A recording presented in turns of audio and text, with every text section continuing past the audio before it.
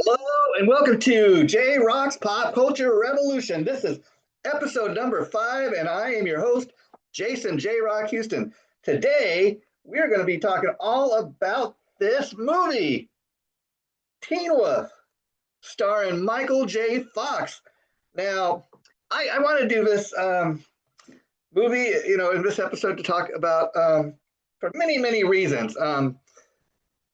First of all, Halloween is right around the corner, and I often, when I think of Teen Wolf, I think this is a Halloween-related movie. It really isn't. I mean, it's not like it was released on Halloween or anything like that. But I think of it as Halloween-related because when you think of werewolves and stuff like that, that's you think of the classic Wolfman movie from like 19, I believe it was 1931, and this is much more. But it's almost a different type of movie. First of all, it centers around Scott Howard. This is a leading character in the movie, played by Michael J. Fox, which was a star. He was a rising star at the time. I mean, at the time, Teen Wolf was filmed actually just prior to Michael J. Fox's big breakout movie, Back to the Future. And interestingly enough, it came out just a couple months apart. But I do believe Back to the Future was released first. And a good thing about that was it was because of the success that Michael J. Fox had on the TV show Family Ties. Of course, Back to the Future, first major motion picture, and that was a huge success. So Teen Wolf coming after that, he was kind of riding off the coattails of all those successful things. But Teen Wolf, again, this is nothing like the classic, Wolfman movie that Universal made all those years ago in the 1930s. I mean, yes, both leading characters in both films turn into a werewolf, but Teen Wolf, what I really dug about it was it featured that classic kind of it wasn't just a horror film, if you know what I mean. It featured huge elements of comedy. There's a comedy factor, and then the werewolf factor. And the only kind of horror that we see throughout the film is when he's kind of just starting to, show signs that something's not right about him. He starts kind of transforming into the wolf, and as that is happening, he's not sure what's happening. He's kind of a little terrified. Hey, something's going on with me, but I'm not really sure what's going on here, but this is kind of weird. And as we're seeing him go through his transformation, we're trying to figure out exactly what's going on. Now, the character of Scott Howard, which again is played by Michael J. Fox, he's not the coolest cat in the school. He kind of he's a little bit of a nerd. He's not that popular. He's on the basketball team at school, but he's not the world's greatest basketball player either. In fact, the whole the team he's on is a much of a winning team, as a bunch of kind of loser nerd types. Now, I would kind of say, if you want to make a comparison to a famous nerd from pop culture land, I'd say not quite a Posse Weber, but he's kind of getting there as far as the character of Scott Howard, which is interesting because again, Michael J. Fox was a very popular actor at the time. He was coming off the success of Family Ties, which was very much still on the air at that time when this movie came out. Now, as far as when the movie came out, the official release date was August 23rd, 1985. So again, both this and Back to the Future came out the same year. And so you kind of think that if Michael J. Fox is going to be the leading role, that he's going to be, the most popular student, the most coolest guy. That's not who this guy was. In fact, when he first, what's interesting about the film is when he first kind of realizes he's not normal, something is a little off. Before he realizes what it is, though, he sees these little patches of hair start coming up. The nails, the teeth, the fangs start popping up. And then what's kind of really funny about it, he is, as you imagine most people would going through such an experience, at first he's struggling with it. He's like, he doesn't want to have to deal with this. He doesn't want, oh my God, I wish I didn't have to deal with it. And then to me, one of the most funniest moments in the movie is after he's kind of figured out what is going on, that he's turning into this wolf creature. And then like he's struggling with it. He wants to tell somebody, but he, you know, as you can imagine, he thinks, oh, people are going to think I'm crazy. Nobody's going to believe me. Well, he's wanting to tell his dad, want to tell his best friend, and then just out of the blue, this was to me one of the funniest moments in the movie, was when Scott's dad just kind of walks in the room as a werewolf himself. And right then and there, Scott realizes, okay, it's in the DNA, whatever this thing is that I'm dealing with. Apparently my dad's one too. And then immediately, as you can imagine, Scott goes off on his dad. Oh my God, Dad! What is going on here? You're one too. You kept this from me, Dad. What's going on here? So at this point in the movie, it's really kind of a discovery, a realization that it's more than just him. It is something actually that is in the DNA. The funny thing too about the film is at the time when the movie was filmed, which is interesting, the film was like a really low budgeted film. It had a budget of $4 million, and yet it grossed $33 million. So the funny thing about it was, while it was critically panned, meaning the critics did not love it, got a lot of bad reviews. But the fun part about it is, again, this to me proves that sometimes the audience and public and people know more than the so-called professionals, the so-called critics.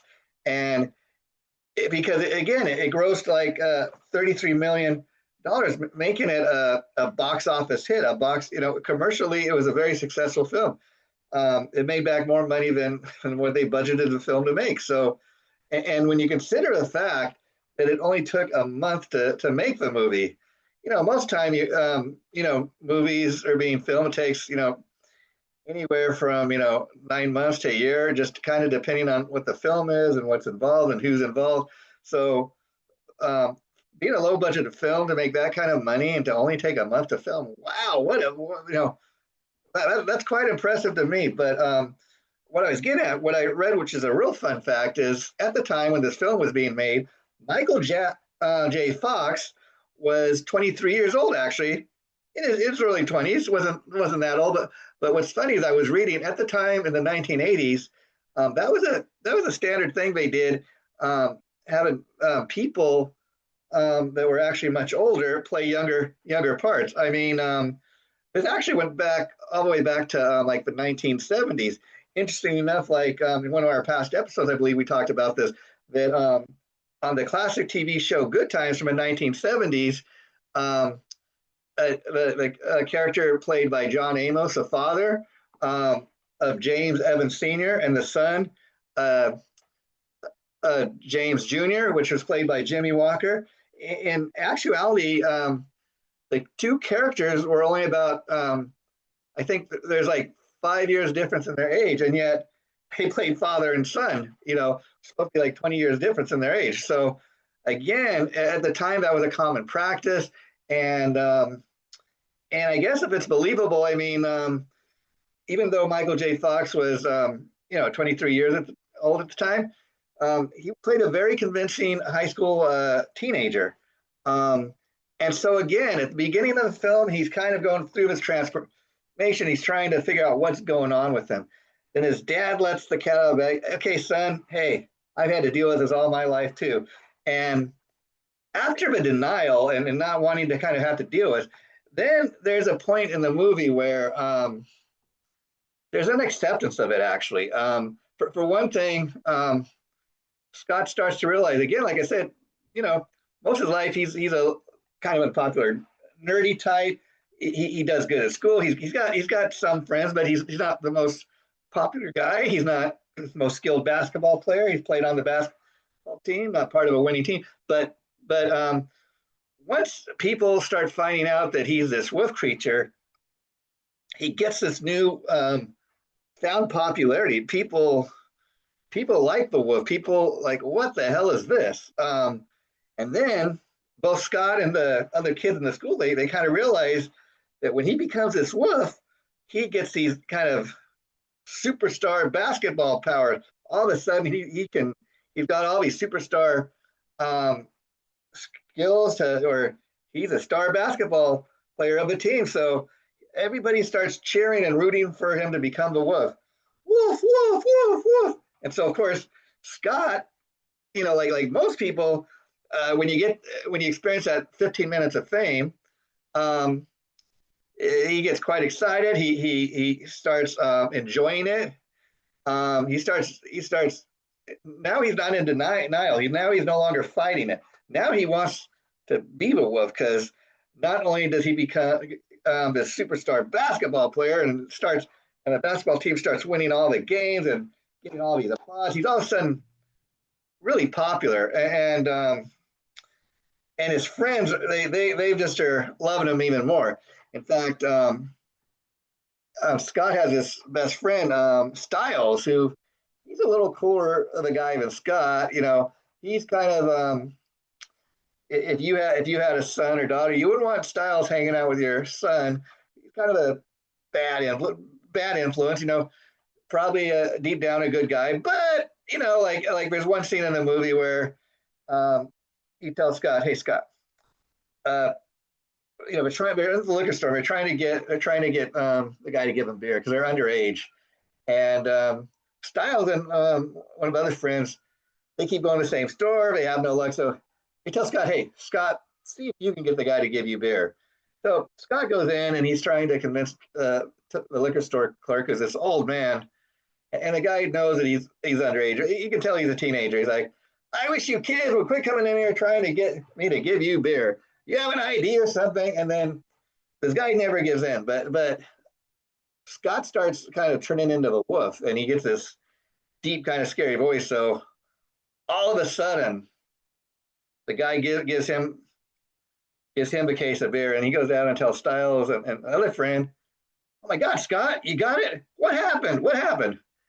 And then so Styles gets this wolfmobile that he makes. And again, part of human nature that often takes place when if something like this was to really happen, and you have a friend that's getting kind of his little 15 minutes of fame, you want to be a hanger on, and so Styles kind of takes advantage of the wolf, and he's kind of exploiting him, if you know what I mean, and encouraging him to do things that maybe Scott normally wouldn't do. And then, of course, what makes the film so much fun, of course, in every kind of teenage comedy from the 1980s, the film's got a major bully. Mick was a bully. He now played for a winning basketball team. Another school.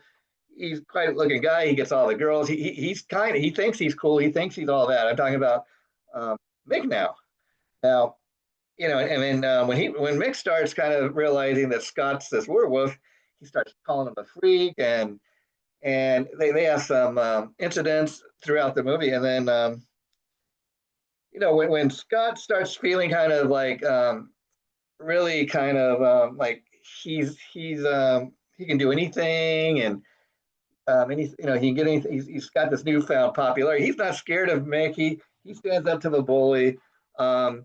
And then the bully doesn't like it because when Scott becomes a wolf, he becomes tougher, he's stronger, he kicks Mick's ass in front of his girl and all the other kids in the school. And of course, just like every great teenage comedy movie from that time, you love to see the bully get his ass kicked.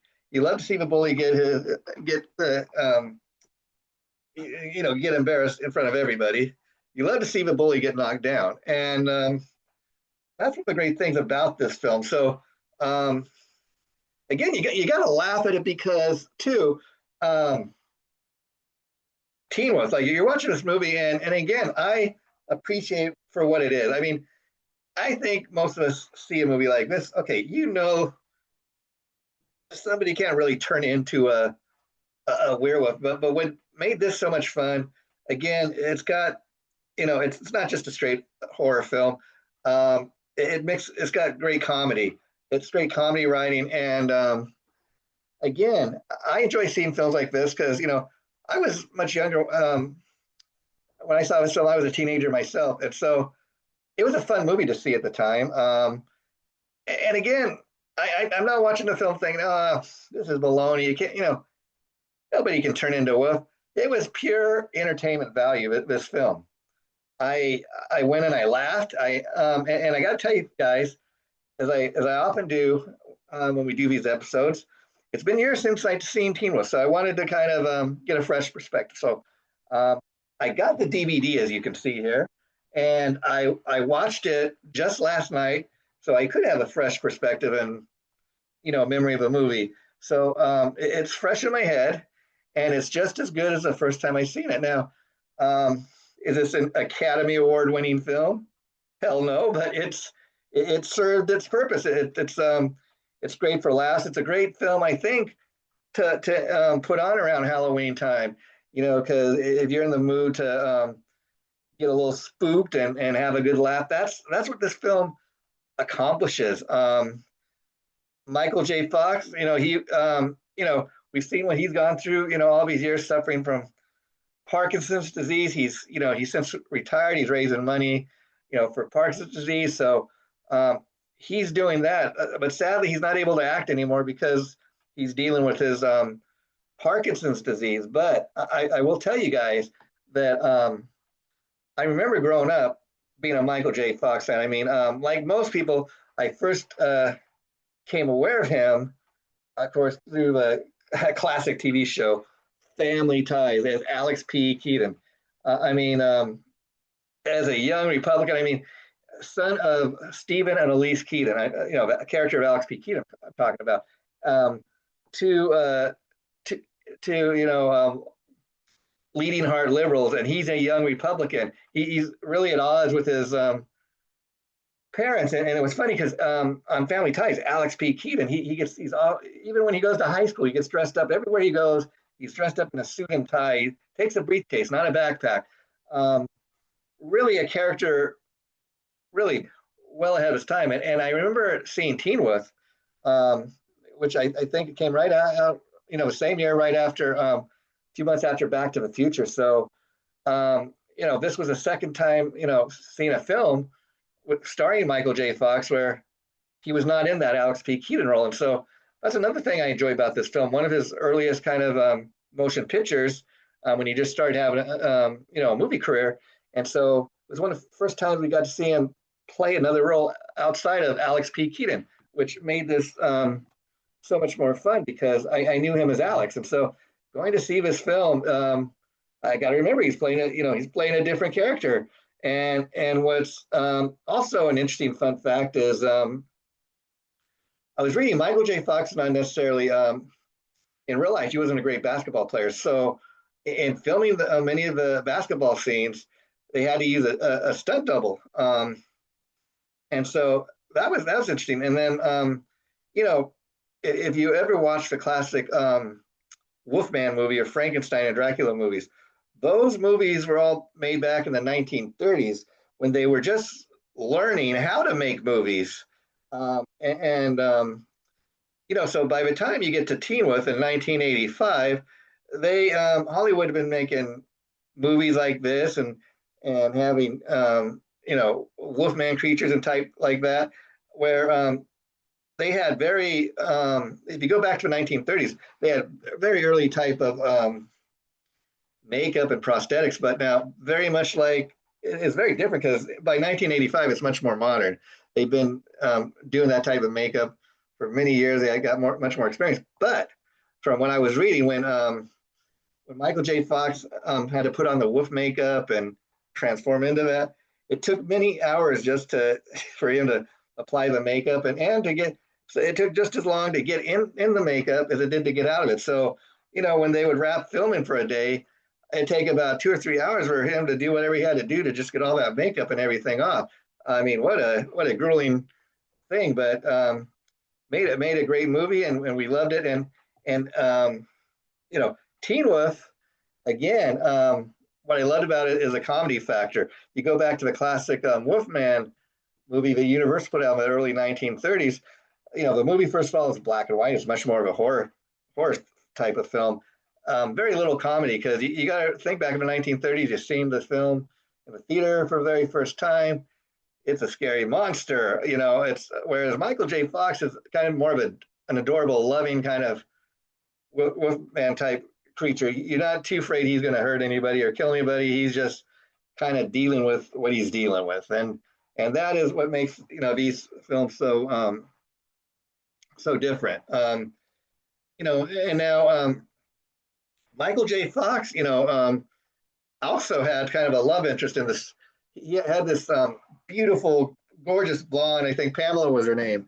In fact, she looked like a Pamela Anderson type, interestingly enough. But she was kind of a beauty that all the guys wanted to be with. And in Scott Howard's case, he just knew he was never going to get. But that was his dream. Now, he did have kind of a best friend, a girl, kind of female friend type that she was really into him. And I don't think he had a clue, but she was her nickname was Boof, and she was always a girl, the friend that he hung around when he had to tell a problem, just somebody needed somebody to talk to, and so again, Boof was much more into Scott, and then she even at one point after it comes out about him being the wolf, she says, "I will go to the dance with you, Scott, but only if you go as yourself. I don't want you going as a wolf." But again, all through the movie, once Scott everybody knows he's a wolf and he gets his 15 minutes of fame, gets to the point where he's loving it. And at the basketball games, they're cheering for it. Oh, wolf, wolf, wolf, wolf, wolf. I mean, it takes you on this just beautiful kind of long journey of life. He finds out he's a wolf. He's denying it. He doesn't want to have to deal with it. And then he's getting all the applause, and he is loving it. That is life, folks. That is life in a nutshell. Because in life, we have many ups and downs, and so that's what makes this such a great film. And so again, it goes from a guy that's not all that popular, and then people find out he's a wolf, and then that's the thing I look at too about this film and the character. People don't care too much about Scott Howard. I mean, his dad does. I think even his friend Styles does. His best friend girl, Boof, she cares about Scott, no doubt. But they all they want to be hangers on. Once he gets that popularity, once they realize, oh wait a minute, when he's the wolf, he's got these star basketball skills. A team, we can take advantage of that. Let's use it to our advantage. And that is why Teen Wolf just is a great film. And it's just it's a natural thing. There hasn't really been anything like it since or before. And again, I think it stands out on its own compared to other movies like The Wolfman, because that was much more of a kind of a real monster movie. This is just fun, not trying to hurt anybody, not really trying to scare anybody. And I love that it has that comedy factor. I mean, one of the first kind of classic movies that did that kind of, had that balance of comedy and horror, were movies like Abbott and Costello. Abbott and Costello meets like Frankenstein. Abbott and Costello meets Dracula. And so that was one of the first times those Universal pictures, horror pictures, started to say, what if we combine both horror and comedy? And it was a great kind of thing that they did. And so that's another reason kind of the Teen Wolf works. I hope you've all enjoyed the latest episode. This has been episode 5 of Jrock's Pop Culture Revolution. I've been your host, Jason Jrock Houston. And just to show you guys, I did do the research. See, this is everything I found out that we talked about. But it's been fun. This is a movie. You can get it on Amazon, as I did. Who knows? Or you could probably, check it out on Netflix or Prime. Who knows? But I guarantee you might even be able to find it on YouTube and watch it there for free. That's what a lot of people do these days.